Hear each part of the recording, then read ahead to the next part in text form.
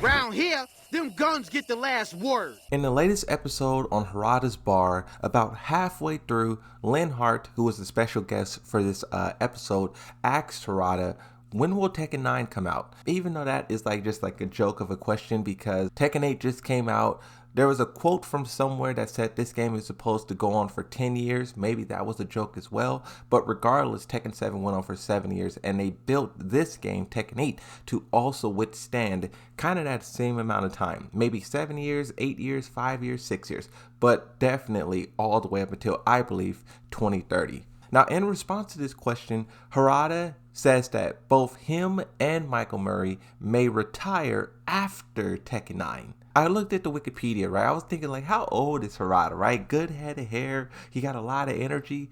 He's 53. Now, when you think about it, Harada has been doing this for a very long time. The entirety of the Tekken franchise lasts for about 30 years. In Tekken 1 and 2, Harada wasn't really in control. He was more so just a part of it, right? He was doing some voice acting for Law, for Yoshimitsu, kind of just stuff like that. I think at one point, he did a lot of stuff. I can't remember everything he's done during that time, but it was a lot. But then so much so to where in Tekken 3, they felt he was the guy that should be promoted and lead everything forward. And Tekken 3 was the greatest Tekken of all time pretty much, right? That's when the franchise really took off. And it was Harada who stepped up and did that. Now, Michael Murray, he showed up, I believe, in Tekken 5. And once again, Tekken 5 is another greatest Tekken of all time. So these are two key moments when the top guys showed up and really started to push the franchise forward.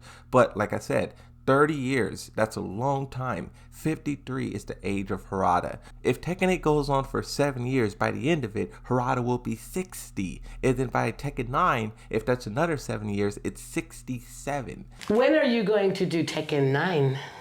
Tekken 9 ね。 Yeah, it's Tekken 9がありますか Tekken 9は多分 Now, before we move on and talk about who possibly can take control after Harada and Michael Murray decides to retire, first let's look at what they actually said in this Harada's Bar video. It starts off with Linhart asking a question, when would Tekken 9 be out? But first he says, Tekken 9 will be our last work before retirement. People will be like, congratulations on your retirement. Thank you for all your hard work. If we were to work on Tekken 8, it would likely be our final product. It's actually very hard to answer your question because after releasing Tekken 7, we had planned to announce Tekken 8 2 years later. We wanted to develop Tekken 8 right after releasing 7 and ideally release it 5 years after Tekken 7. So I believe that would be 2022. Before we move on, I do want to highlight here how Tekken 7 was planned for 2 seasons, 1 and 2, 6 characters total. But the game was so successful about the time they got to the second season, a lot of people feel like that's where the momentum really kicked off. You had a little Majin bring a lot of energy, Jimmy J. Tran, Anakin, and then the next year, Arslan showed up. So Tekken really didn't get started until about 2-3 years into the lifespan. So they made the correct decision to add more seasons to the game and just stretch it out for a little bit longer. Harada says, however, it took more than 7 years from the release of 7. We didn't think it was going to take that long. Perhaps it will be better to wait a bit because 8 is really popular, right? So they're kind of thinking about Tekken 7 and how that game was really popular and they're still factoring that in. But then Harada says, we would get old if we waited too long. If we were going to release 9, it's better to do it sooner rather than later. And this kind of echoes what Nee was saying. It's like, Nee was like, bro, I'm getting old. I'm tired of playing Tekken 7. Give me Tekken 8 already. So you can see that even from the developer perspective, they kind of feel that same way a little bit. Harada goes on to say, we also add new stuff to the previous game. In terms of PlayStation 5 and Xbox, there is a PlayStation 5 and Xbox Series X, right? I think the next would be the release of the PlayStation 6 or a new series of Xbox. When that happens, I want Tekken 9 immediately. That's one thing I'd love to do.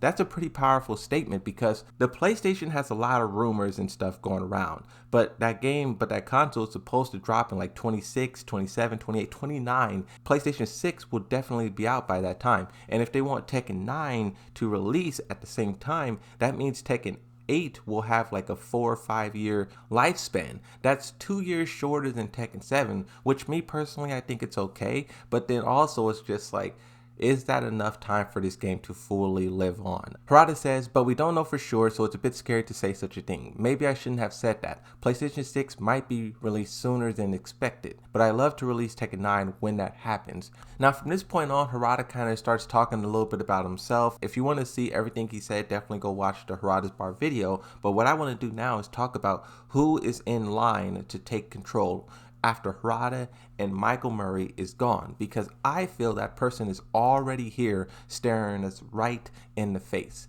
That person's name is Nakatsu. Nakatsu played a very big role. So some of you guys may not be familiar with who Nakatsu is. I seen a post on Tekken a year ago. It says it's important to know Ikeda, which is also Nakatsu, will be leading Tekken 8's development, not Harada this time around. It's nice to see some fresh eyes up top. Now the topmost upvoted comment on this corrects it and says no, that is not right. Ikeda aka Nakatsu was the director of Tekken 7 as well. Harada isn't involved in the nitty gritty of gameplay design these days. He's been more of a producer / management type of role. And while we're on the topic of talking about what positions they all play, I seen a comment the other day that said Michael Murray is just the translator for Harada, which is a huge understatement. I know that's how it comes off if you just watch the Tekken Talks, but Michael Murray also plays a very big part of Tekken, very high up. When you're watching one of these Tekken Talks or you're reading a news article, you may see the developers say, we went to the team with these ideas, with this, with that, can you do this, can you do that? Nakatsu is the one who takes all of these plans that they have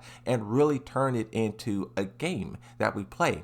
Mechanics that you have fun with, right? Nakatsu is already so hands-on with the game. If we take a look at Nakatsu's bio, it says development producer and game director of Tekken 8. I love fighting games. The part in Japanese translated to English says, I work as a game director and development producer for Bandai Namco Studios Tekken project. Now I do believe Nakatsu will take control if he doesn't retire too. Maybe he'll retire at the same time and then we'll really be scratching our heads. But if he decides to stay, he will definitely be next in line to control and lead Tekken.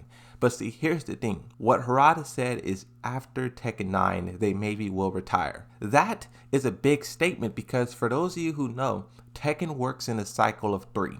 You have Tekken 1, 2, 3, and then you have the first tag game. Then you have 4, 5, 6, and you have the second tag game. Then we are predicting 7, 8, 9, and then you have the third tag game. Now the reason why that is so important is because the last Tekken game, Tag 2, was horrible. Not in terms of like it's fun or how like people play it. I love the game a lot, but in terms of sale, in terms of success, it was just not good. The worst selling Tekken of all time. I did a video a couple of days ago where I went into the details and talked about and shared quotes from the developers of why that game was so difficult for them to create, the problems and the mistakes that they made along the way, and how they learned from all of that to make Tekken 7 the success that it is, and also Tekken 8, right? But the thing is, if Nakatsu takes over after Tekken 9, he will be in charge of making the next tag game, and that is a huge thing for someone who's like just now like leading to do. Like Harada and Michael Murray, they struggled the last time around. Even though that was like a decade ago and they learned so much since then, I feel 100% they can knock it out of the park if they did a Tag 3. But if they retire after Tekken 9, it won't be them. I think that would be so fascinating if that was to happen, because it was Tekken Tag Tournament 2 was such a chaotic and maniac game is what the developers call it. Maniac mechanism. And if Nakatsu stepped up to make Tag 3, would he be able to pull it off and turn it into something successful, good? Looking at it from a more positive perspective, I think that Nakatsu probably can pull it off. You know, sometimes you do need a fresh pair of hands, a fresh set of eyes to come in and say, hey, if you just do this, if you just change the combos like this, the tag system like this, and then boom, it works. So maybe Nakatsu will be able to do that. But regardless, I just want to talk about this because I think it's so interesting. Like, eventually the time will come where Harada and Michael Murray both steps down. And depending on where that is in the game cycle, after Tekken 9, Tag 3, it can either get really bumpy or really chaotic. But then too, when you talk about like the Tekken we know has always been controlled by Harada. Like trying to process what a Tekken that isn't Harada's vision would look like is kind of difficult, and that's something else to factor as well, right? So I just want to talk about all these ideas. It's interesting that Harada had this discussion on his Tekken Talk because it just makes me think as well, what will come next? But that's it for now. Thank you guys for watching. Hopefully you enjoyed this video. See you in the next one. Like and subscribe, and bye-bye.